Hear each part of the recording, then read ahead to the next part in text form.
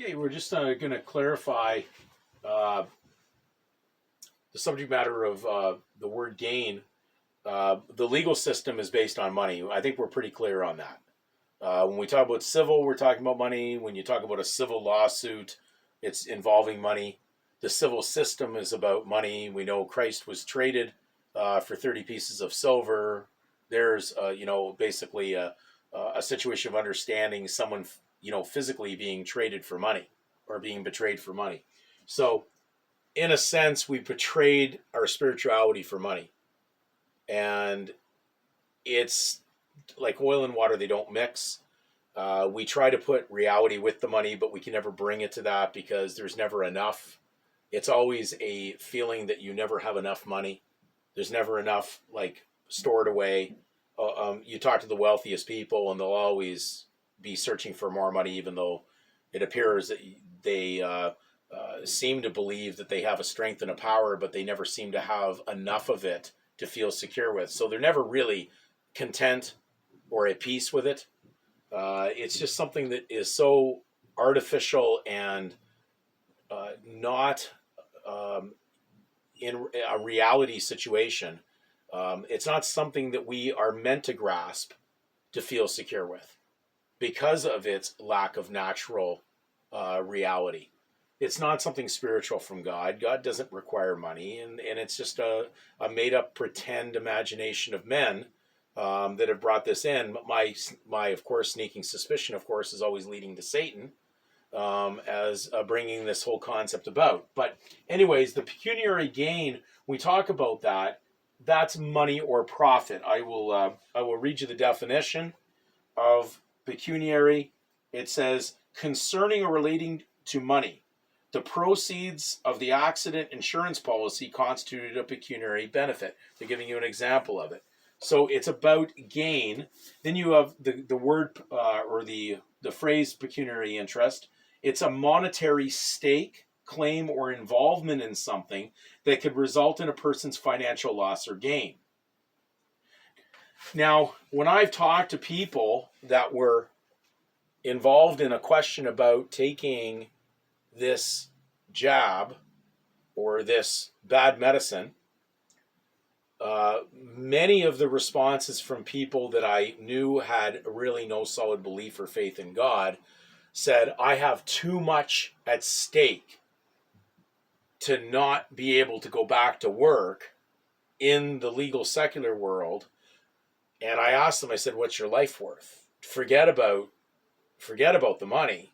So were they really placing on a scale that their life was only worth that next paycheck because they couldn't go in? Because that is really what they've done. They've traded their life for the next paycheck. And because of that being artificial, it has no reality and spirituality, but it shows the imprinting in society that people will make a decision that will weigh in favor of money or gain than their actual existence. And that's why I use the example of the burning legal house of Caesar. And that's the family house. When we use the word family in English speech, it's meaning the Roman version of family, which meant from the master all the way down to the lowest slave in that household that he owned.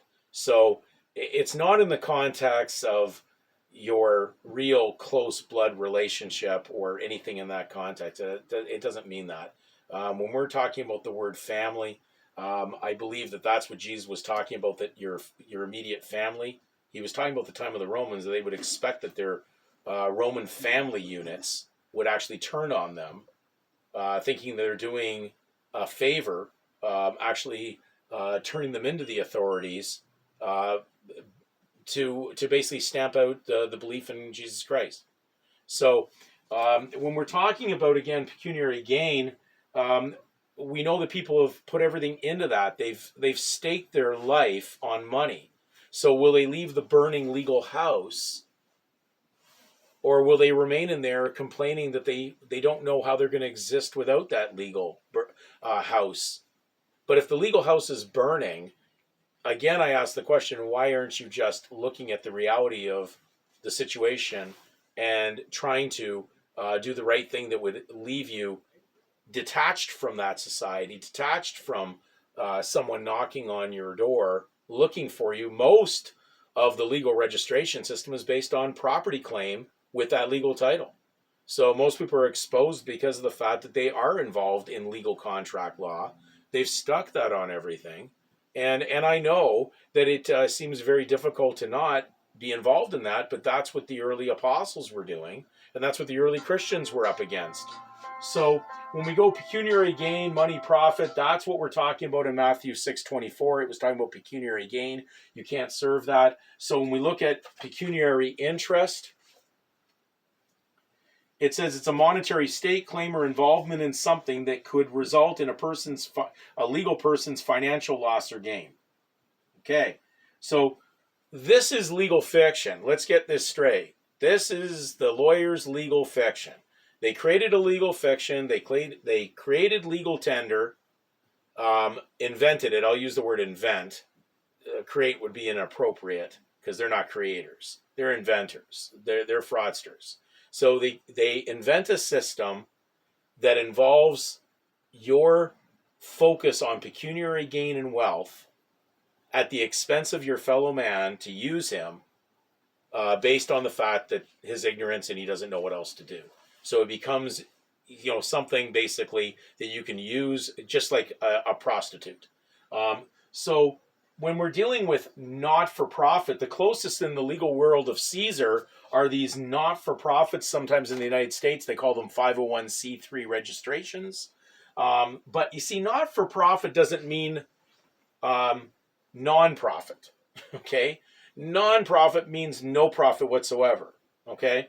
That's the same as non-legal versus illegal. Illegal is only when you do something that's not legal when you're a legal participant.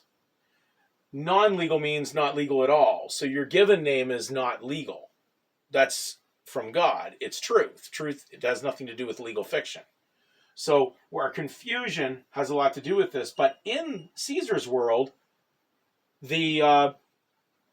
basically the direction for not-for-profit even organizations that are registered as 501c3s is a warning that no pecuniary gain for the directors that are on this organized, registered legal person that's tax-free. So these tax-free registrations are even telling them they're not supposed to be taking any pecuniary gain out of it. No interest. So most people feel, this would be a terrible way to go. If you can't even understand this from the legal society, how are you ever going to understand spirituality? When I talk to most people that I've done seminars with, they are so driven on legal wealth and profit and mammon, and they're just trying to find loopholes around it to keep it, to hold on to it. But they don't realize that the society they live in has these organizations, at least in theory, because the way society is driven legally, it's taking out what is necessary for the public to exist. And so all the wealth and the greed and the profit even seems to go even after these organizations, large organizations that are basically, having directors that operate them to take out the necessary funds out of these public trusts. So it's amazing that the training wheels that were out there, even in Caesar's world under a not-for-profit, are still being violated, and therefore it's peculation, stealing money out of the public coffer anyway. So we have to remember the widow who gave everything that she had. She didn't hold back anything, and that's why she was more righteous according to Jesus Christ than even those Pharisees who were giving the mere pittance into the treasury, whereas she gave all that she had. So we are not, as Christians, going to have any pecuniary gain in the legal system anymore. And that's really what it would be. To forsake all means you're giving it all up. You're relinquishing all interest claim. That's what a true abandonment is. So when we do look at the scriptures, they're not lying to us. They're telling us the straight goods. But sometimes what's happened, the religious realm, especially of organized Christianity, has literally altered the Word of God and given you false understanding of what those scriptures mean. So it is an all or nothing. You're either in the all, in the collective, or you're not in there and you're a no thing.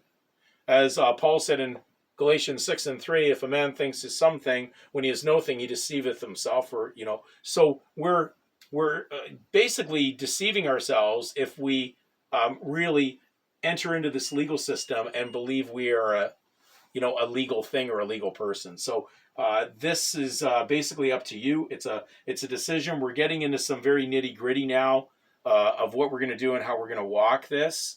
And I've made a major step this week in that direction as how I'm going to communicate with the higher powers that are spoken of in Romans 13. And so now it's a matter of coming out from among them and no, not being confused as a legal entity anymore or a surety of such or having any pecuniary interest in there whatsoever. Are you prepared to go that far? That's going to be a question. How much is your life worth?